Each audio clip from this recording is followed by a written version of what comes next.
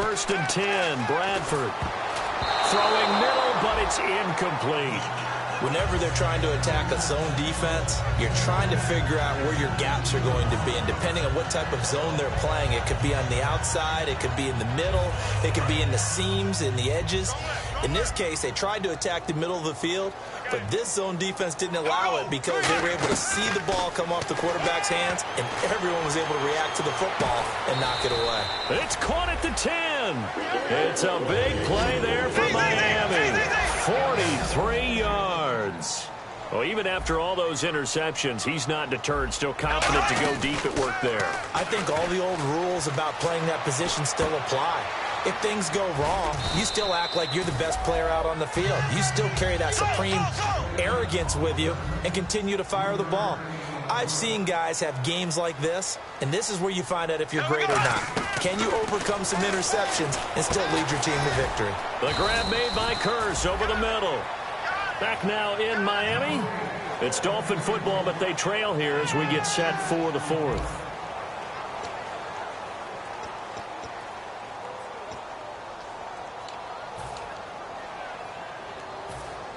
They gotta have 6 here. It's 3rd and goal. They come out here in the eye. On the sneak. What to do now on 4th and goal? They gain nothing, and all they need are inches. Usually we put this on the offensive line, but sometimes it's the quarterback's fault as well on the sneak. You've got to get low and burrow.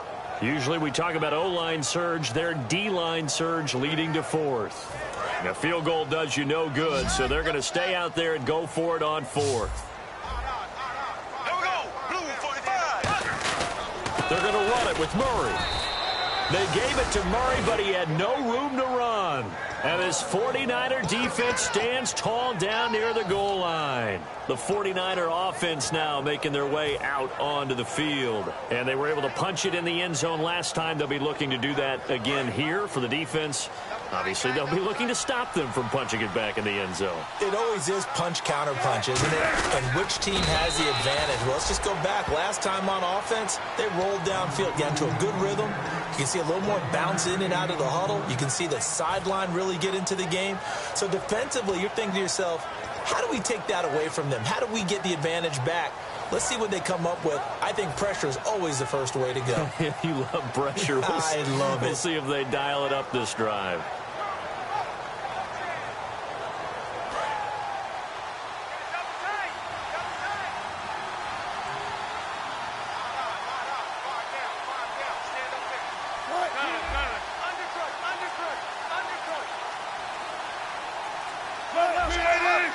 The play clock's running down. Oh, a quarterback sneak on 2nd down. 2 yards on the carry there, and it's going to lead them to 3rd down. And in this situation with the lead 4th quarter, they're liking keeping the ball on the ground, I'm sure. That's just smart football, but you know the defense has to know it as well. They've got to stop them here. So now we're going to see that loading the box in a big way. 6, 7, 8, 9, whatever it's going to take, puts a little bit more pressure on your big offensive line. And the offense needs 7 out of this play on 3rd down. In the slot on the right is Graham. Looking to jam the receivers at the line here. Press coverage look defensively. He's going to flip that out to the flat. It's complete. And the spin looked pretty, but more for style points as the real estate evaporated quickly there. Whether you're playing West Coast offense or not, one of the maxims of the West Coast offense is you're either throwing a touchdown or a check down. In other words, look for the big shot, but be smart. And I think they did exactly that on that play. They didn't get the first down, but they're taking care of the ball well. Yeah, and being rightly cautious with that lead here in the second half. He gets this one away, and boy, it's another boomer. That's pulled in at the 32. A very nice job on the run back there. He'll get 23 yards all told. And the Dolphins will begin this drive in great field position, 1st and 10.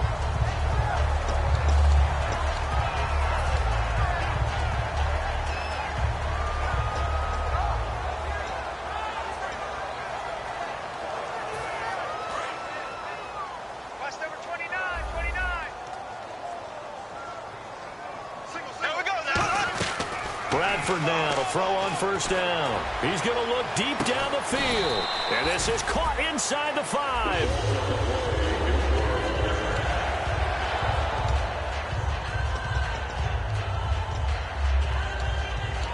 Well, he challenged the play. It did not pay off. And that means he lost a timeout in that challenge. And as a coach, you hate that. Don't know if you took the advice of the player, you threw it yourself, but it didn't go your way. At the end of the day, it all comes back to the head coach. He has the final determination on whether to actually challenge the play or not. In this case, it didn't pay off for him. And that's got to be so heartbreaking. You throw that flag, you probably feel really confident, and then all of a sudden, boom, you lose the challenge. And he takes it into the end zone for the Dolphin touchdown. Down on the year.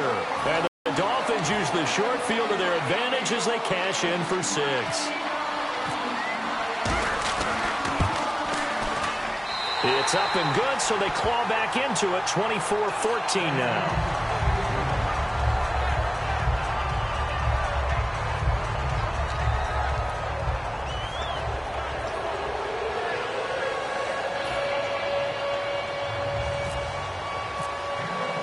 So the lead back down to 10 as things get a little more interesting, and the kick is away.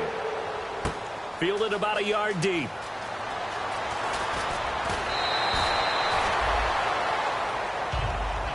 The San Francisco offense getting their last-minute instructions before they take over here. And on the last go-around, they really couldn't get anything going. They had to punt from deep inside their own territory, which means you're going to lose the field position battle as a general rule. What they're looking for now is a little more consistency, move the ball at least a few times on offense, get a couple of first downs, and hopefully flip the field. Yeah, just something to build off of. That's what they're looking for here.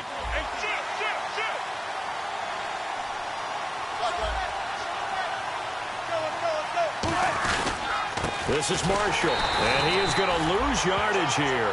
It's a loss of 2 there, bringing up second down. The fourth quarter here, they've got the lead. They want to keep it on the ground. That's what they're doing. Smart football. Keep the clock grinding, keep it going. But you got to figure now, they're going to see more people stacked up at the line of scrimmage as they try and bleed it out. They'll run with Marshall. And nowhere to run on the interior of that defensive line. He'll get back only to the line of scrimmage.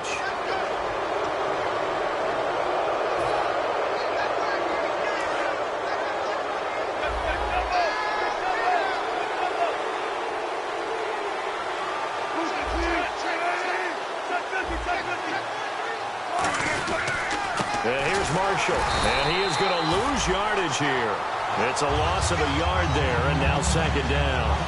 Brandon, that play ended so fast, it's almost as if the quarterback handed it to the runner, and the tackler was there right away for a loss of yardage.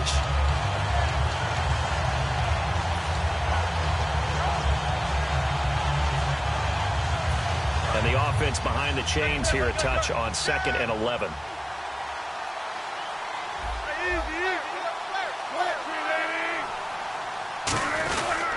Now Marshall. And he takes this up right near the 45-yard line. 4 yards on the pickup there as they get it back to a more manageable 3rd and 7. Now the Dolphins are going to take another timeout here. That's going to leave them with just 1 remaining here in this fourth quarter.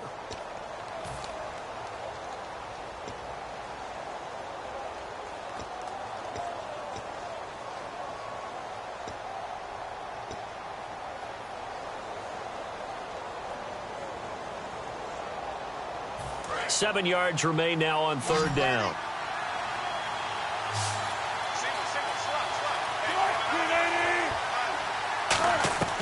From the gun on 3rd down, Wilson. Pressure comes, and Wilson's going to go down.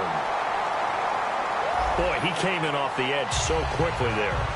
Look out, because that's exactly what it was being shouted by the offensive lineman to his quarterback, because he had no chance to block him.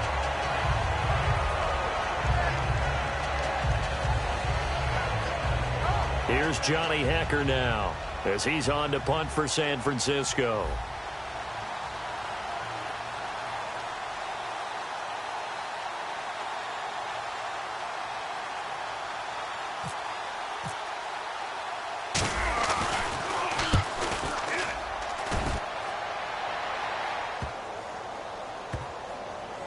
Did they keep it in? They did. They kept it in. It's down close to the goal line at the 1-yard line. The Dolphins offense now working their way back onto the field. And they're hoping to capture some of that magic they had last time out when they were able to put together a scoring drive. But they're still down here, Charles.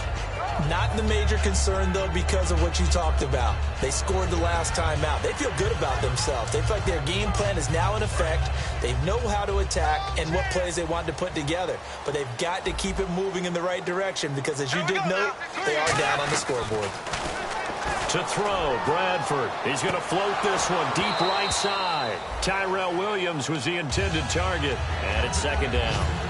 When you have a lot of confidence in your offensive line, that allows you to take shots, as we just saw there. Hardly anyone is going to say, let's go ahead and dial up a big throw from the shadow of their own goal line. But they did there because they knew the guys up front would give them time. They weren't able to complete it, but it was a nice attempt. They'll throw again from their own end zone. He's going to let it go again. He's got him in. Complete. 20. And all the way in for a Miami touchdown. Tyrell Williams, 99 yards. And the Dolphins able to get this back within a touchdown. So how about that for a backbreaker? Again, 99 yards. And how about the audacity of the play call? When you're backed up that close to your goal line, usually you're just trying to run some type of a wedge play, a quarterback sneak, a dive, anything to try and create some room and take care of the ball. But that's confidence in your offensive line that they'll protect the guy for 9 yards. I love what they just did. Fielded about a yard deep. And last year that would have been a net gain of 5 on the return. This year he stopped where he would have been if he had taken a knee, and that's at the 25. The 49ers offense now, they get set to head back on the field. And a tight game after punting last time. See if they can get something going on this drive. As they head to the field now, with the game this close, you've got to feel there's a sense of urgency for them going on offense right now. But they have to do it without letting panic creep in and affect their play. And he'll take this up near the 35, maybe the 34. Give him 9 on the carry that time, and they're set up with a 2nd and 1.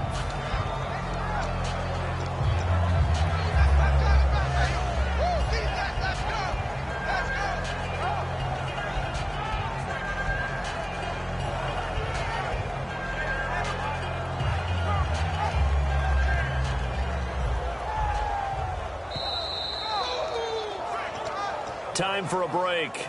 We'll come back for the electrifying conclusion after this.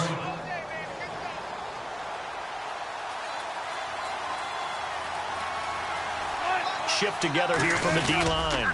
Here's the sneak with Wilson. 2 yards on the pickup there, but it's enough to give him a new set of downs. Are we surprised a little bit? Second. And play is stopped here. Timeout. It's the defense calling the timeout here. That'll be their 3rd and final stoppage here as we step aside. 1st down and 10 now for the offensive group.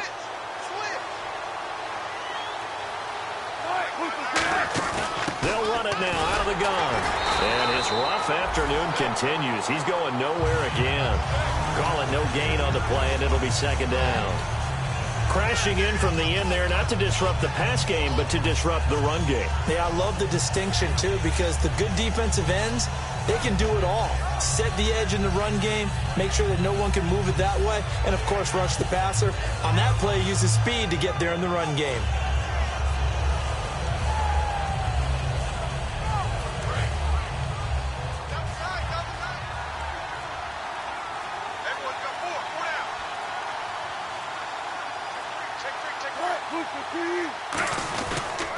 They'll give it to him right up the gut. And very little room to maneuver. He'll get this down to about the 39. It's a gain of about 3, but it's going to leave him with 3rd and still 7 yards to go. Well, I think we know by now that every run is not going to be broken and get all the way to the end zone. But these short ones still have their value. You can still set up your play action and throw the football. You control the clock because you have the ball and they don't. And often the physicality sets the tempo for the game.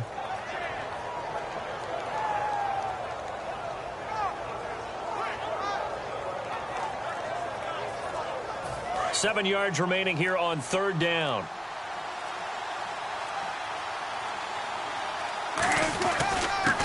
And they'll go ground game here with a tailback. And he'll be brought down right at the 45-yard line. That'll be good for 6, but now it's 4th down. And once again, leverage wins. The offensive line, lower than the defensive front, they moved them and found some good space for the guy carrying the ball.